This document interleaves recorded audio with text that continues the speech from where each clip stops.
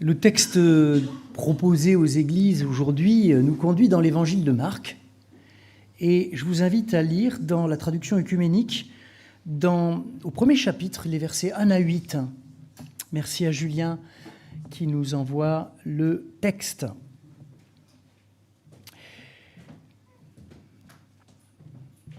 Commencement de l'évangile de Jésus, Christ, Fils de Dieu.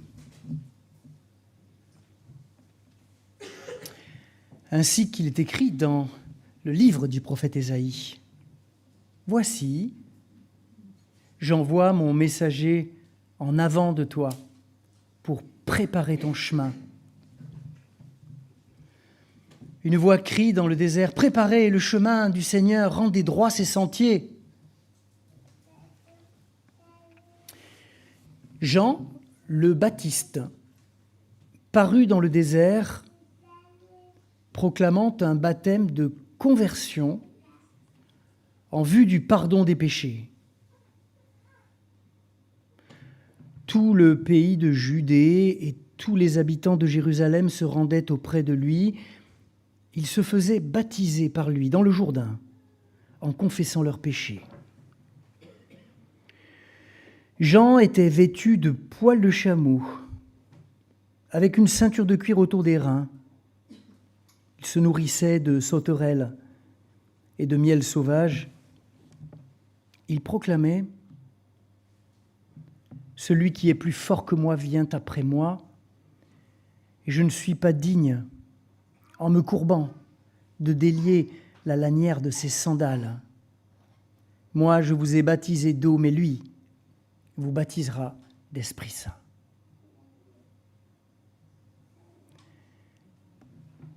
Demandons le soutien du Seigneur en chantant, en restant assis. Ce petit cœur, parle-moi.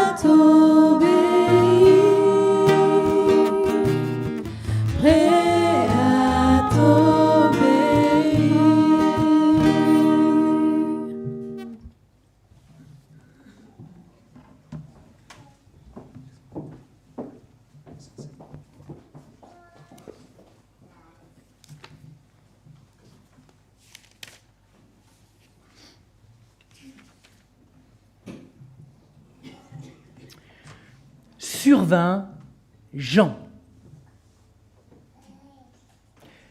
L'intention de l'évangéliste Marc ici est tout à fait claire.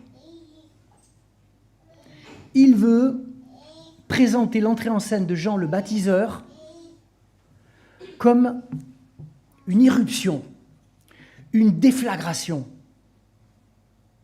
quelque chose de soudain, d'inattendu, peut-être d'inespéré.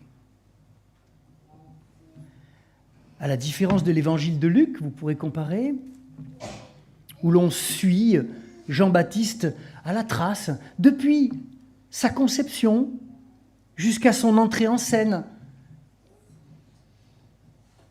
Chez Marc, Jean apparaît comme une météorite messianique, un phénomène prophétique cataclysmique dans un monde figé.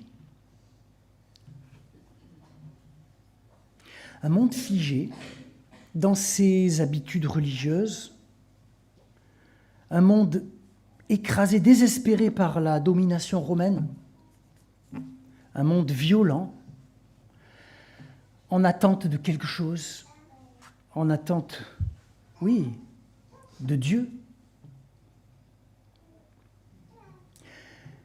Et je me demande, que serait-il arrivé si Jean, le baptiseur, était survenu dans notre monde aujourd'hui ? Il n'aurait pas été dépaysé. Notre monde, malgré les apparences, est tout aussi figé qu'au 1er siècle. Figé dans ses peurs, dans ses insatisfactions. On reproduit les erreurs de l'histoire avec une précision méticuleuse. Nous sommes amnésiques et irresponsables. Je peux prendre quelques exemples, si vous êtes agressé par cette affirmation.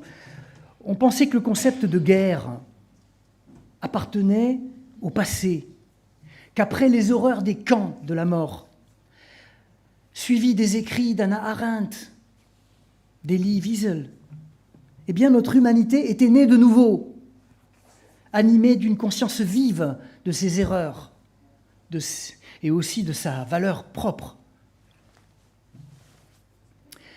Nous pensions que plus jamais des armées viendraient violer des frontières, tuer des victimes innocentes, violer des femmes, estropier des enfants, affamer, assujettir des peuples. Mais voilà, notre monde reste figé dans sa folie, dans sa violence maladive, chronique. Mais ce n'est pas tout. Jean apparaîtrait aujourd'hui en présence d'un monde, et en particulier occidental, figé dans son besoin obsessionnel, maladif, autocentré de sécurité et de consommation et de plaisir. Cette fascination pour le risque zéro en termes de santé, de réussite, tout obtenir sans rien risquer.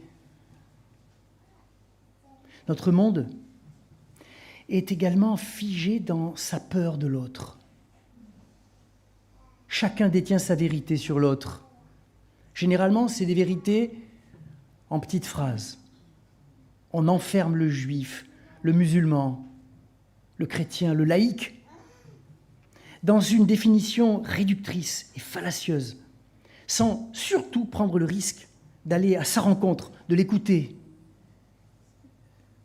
de le comprendre. Et la rencontre de mercredi dernier à Darwin, rive droite à Bordeaux, a été de ce point de vue un acte de résistance.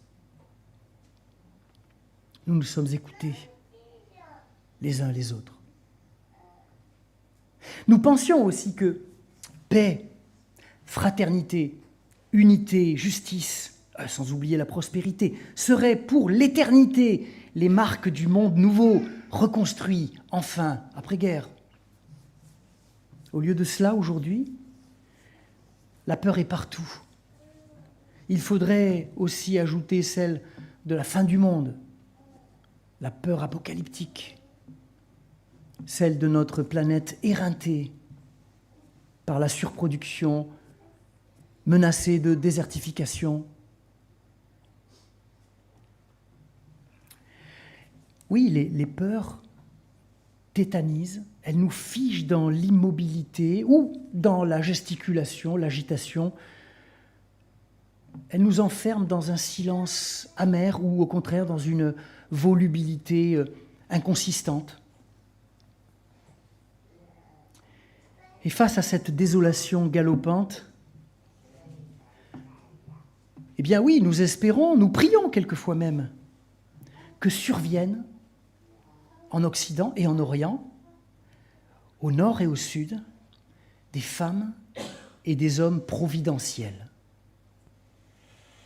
plus épris de justice que de pouvoir, animés d'une vision du monde et de l'homme, chargés de valeurs comme la justice et le partage. Qu'ils surviennent, ces hommes et ces femmes de valeurs, partout où les processus de violence sèment la corruption, la violence, la haine, la mort. En Ukraine, en Palestine, en Afghanistan, mais aussi dans notre beau pays de France. Jean, le baptiseur, à son époque, apparaît comme un homme providentiel. Un espoir. Il est perçu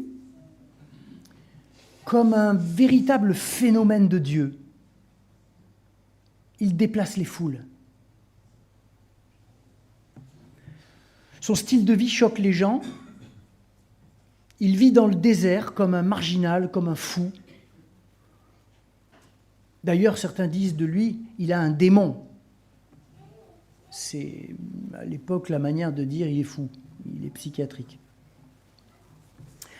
Son modèle, c'est Élie, le prophète, dont il s'est procuré la panoplie complète, ceinture de cuir, manteau de poil de chameau.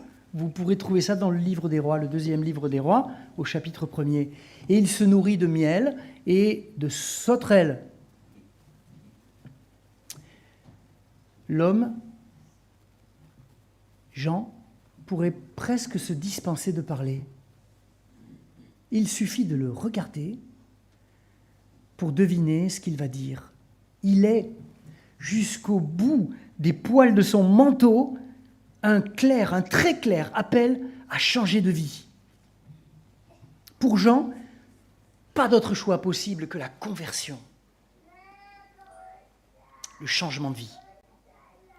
Quand le mal et l'endurcissement des cœurs a atteint sa limite extrême, la seule façon de communiquer au monde, c'est celle de l'excès. N'est-il pas vrai ?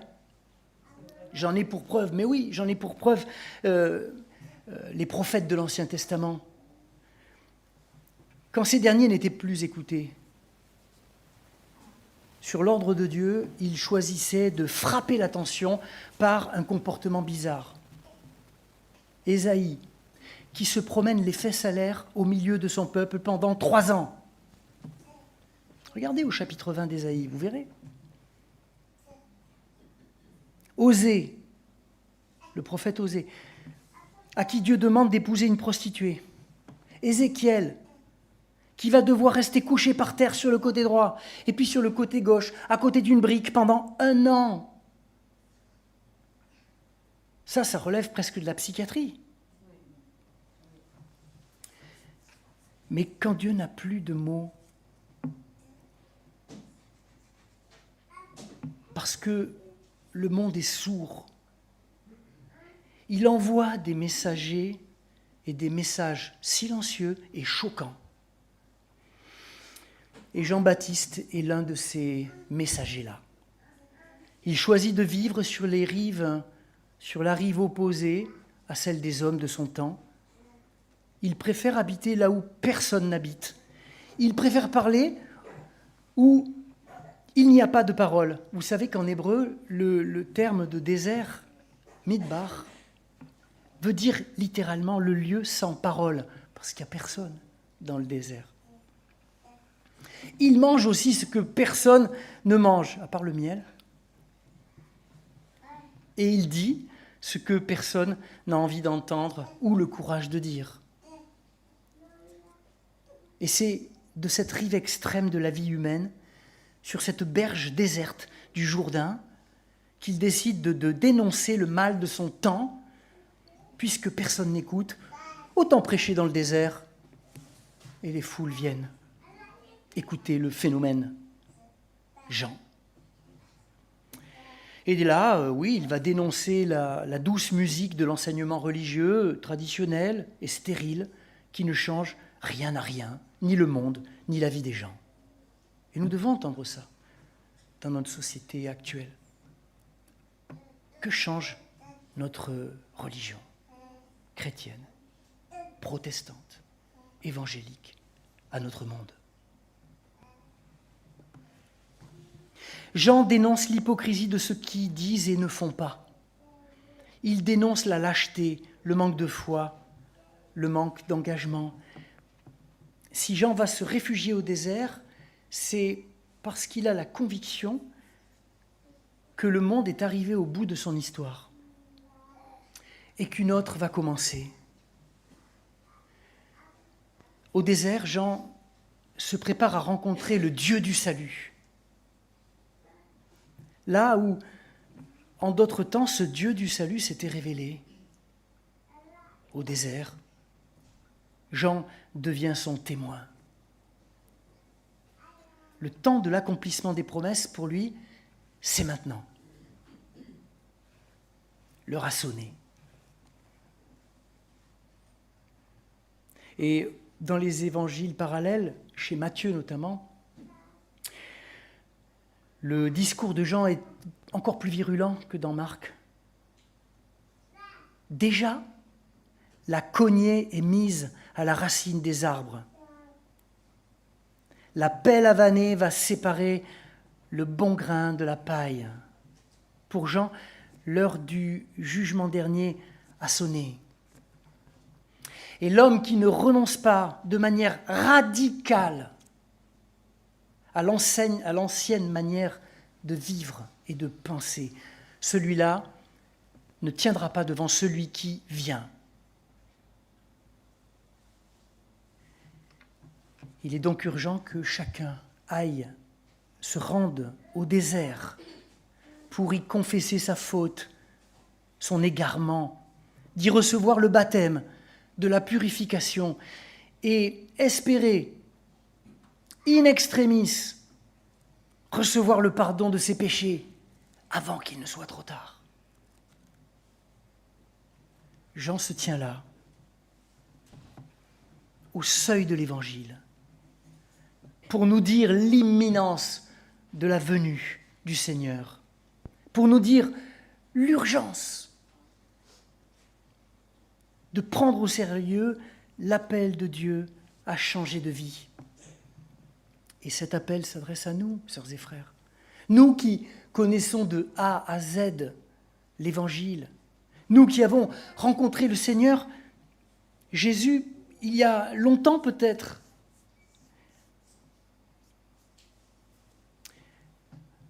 Bien sûr, nous savons des choses que Jean n'a pas connues. Nous savons que Jean n'a pas totalement compris le mystère du Christ, c'est vrai.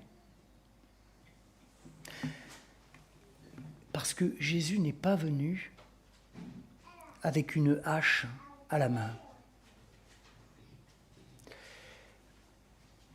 mais avec une parole de pardon. Il ne vient pas, Jésus, arracher la mauvaise herbe, l'ivraie, pour protéger le bon grain. Non, il vient ensemencer le monde d'une espérance nouvelle.